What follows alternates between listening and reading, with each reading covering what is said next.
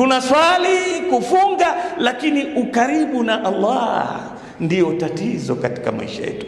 Subhanallah, wiki iliyopita qara'tu maqala wahid min ulama al-Yabani, mmoja katika msomi wa Mjapani, ameslimu, i'tanaqa al-Islam, akachukua livu miezi mitatu kwenda kuusoma Uislamu. Mwana sayansi mkubwa.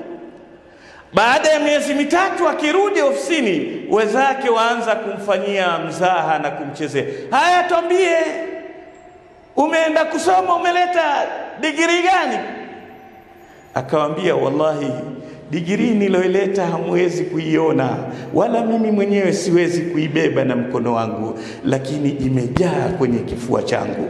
Nimepata kitu kikubwa sana ambacho ulimwenguni nilikuwa kitu hiki sidhani kama sikwenda pale kwenye Uislamu ningekipata. Nini? Asema katika Uislamu kuna ibada ya swala, na ibada hii nilipokuwa na sujudu najikuta niko karibu na muumba wangu Allah. Mtu alosilimu miezi mitatu ameweza kujiona tofauti kwamba kusujudu kwake ni kama alivyosema Mtume Muhammad sallallahu alaihi wasallam, aqrabu ma yakunu al-'abd inda rabbih wa huwa sajid. Sehemu mtu anapokuwa karibu na Allah ni pale anapokuwa amesujudu. Sasa huyo asema, mimi katika shahada kubwa niliyoipata ni kule nimejikuta na ibada ya kuniweka karibu na Allah.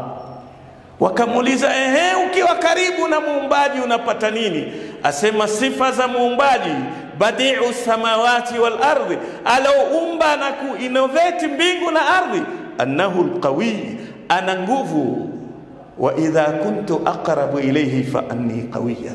Kwa hivyo madamu yeye ana nguvu, mimi nikiwa na yeye karibu nina nguvu, nitapata nguvu. Annahu al-aziz, Allah ni mshindi, idha tarabtu ilayhi, basi na mimi vile vile nikiwa karibu na yeye nitakuwa aziz. Haya ni mambo ya mtu ameyavuna kwa miezi mitatu. Tujiulize, wewe ulosilimu, mimi na wewe tumeslimu, tumezaliwa ndani ya Uislamu kwa miaka 50, 40, 60. Hebu karibu wako nini kinakuletea pale unaposujudu? Una hisia gani baada ya kutoka swalani? Unaongeza nini katika maisha yako?